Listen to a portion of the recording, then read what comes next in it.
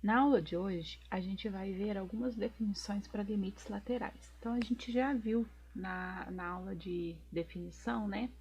Como que a gente analisa esses limites laterais quando a gente tem gráficos, né? Encontrando então as assíntonas ou então as funções compostas onde eu mudo de função.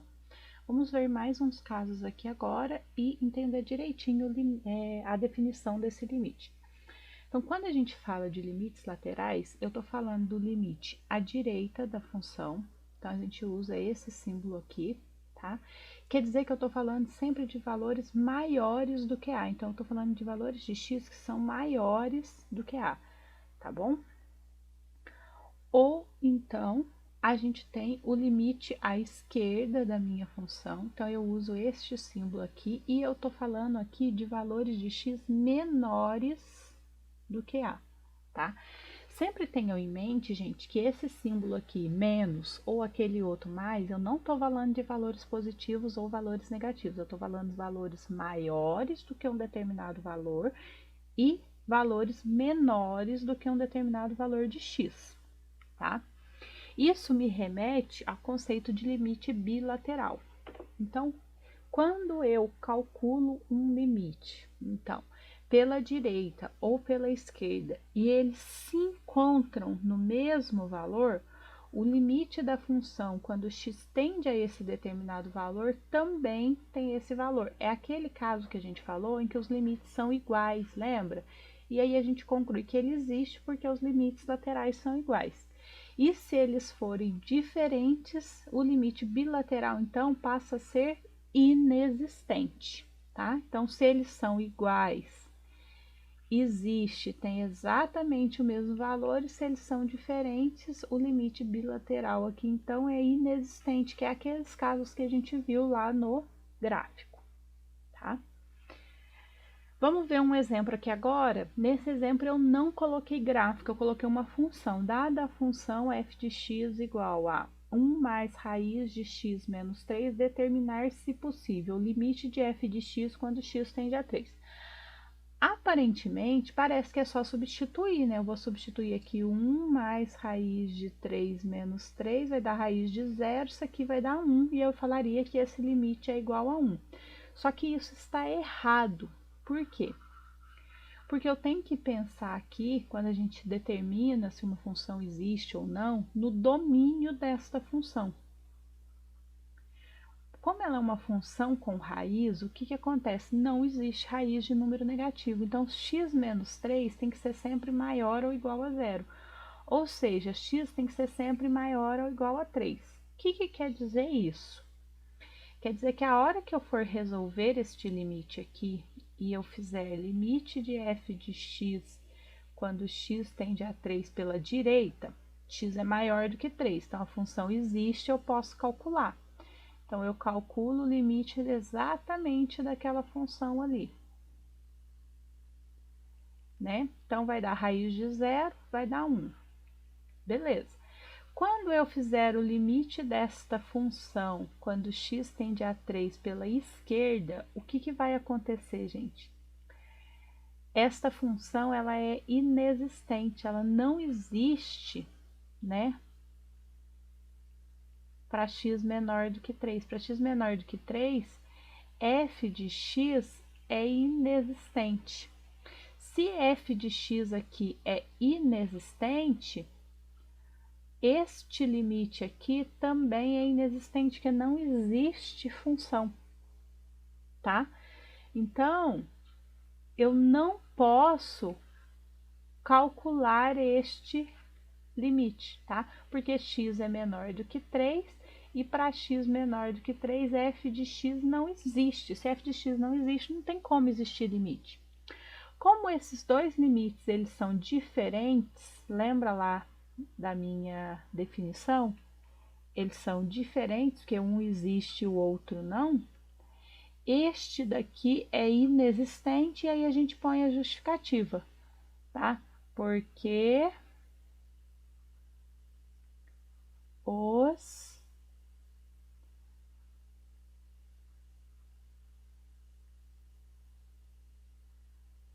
limites laterais são diferentes. Então, às vezes, parece que eu consigo analisar, só que ao analisar a condição de existência dessa função, ou seja, o limite, eu descubro que ela não vai existir para um determinado valor. Se vocês tentarem desenhar o gráfico dessa função, vocês vão ver aqui que quando x vale 3 e, consequentemente, y vale 1, a função tem bolinha fechada, porque ela existe, e ela vai estar desenhada para o lado de cá.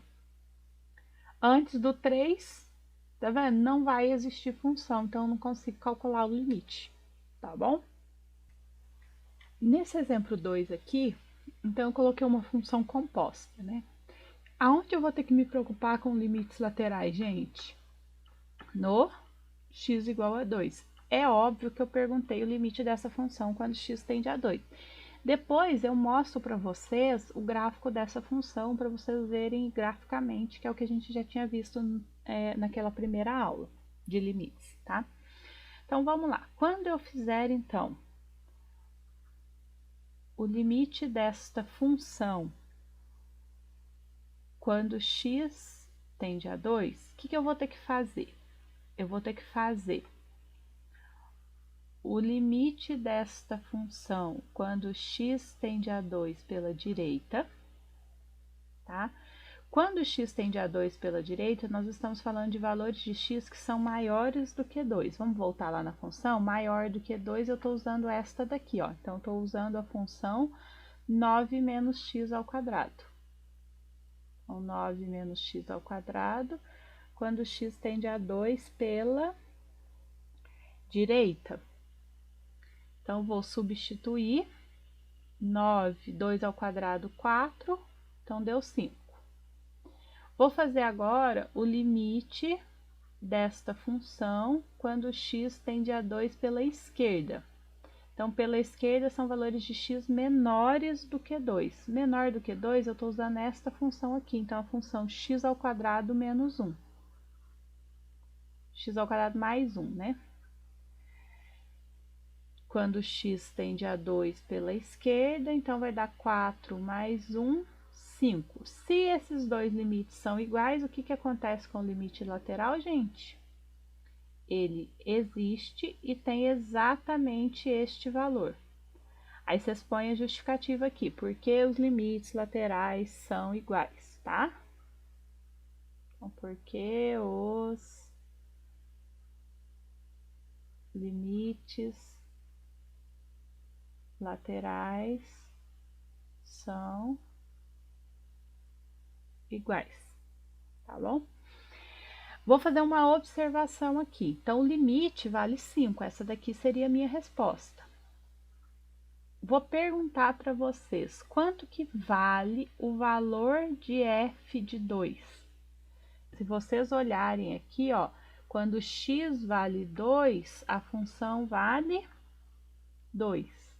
Tá vendo? O valor do limite não necessariamente é igual ao valor da função. Então, este daqui é o valor da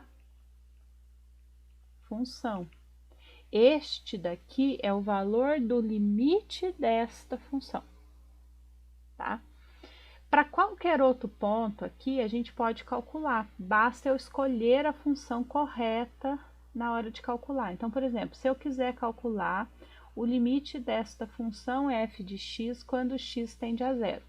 Se você for pensar no 0, 0 é menor do que 2. Então, qual função eu escolho? Essa daqui. Então, x ao quadrado mais 1. Então, limite de x ao quadrado mais 1 quando x tende a 0, 0 mais 1, 1. E se eu quiser calcular, por exemplo, o limite desta função quando x tende a 5, né? Então, 5 é maior do que 2, então a função que eu vou utilizar é essa daqui, a maior do que 2, 9 menos x ao quadrado. Então, 9 menos 25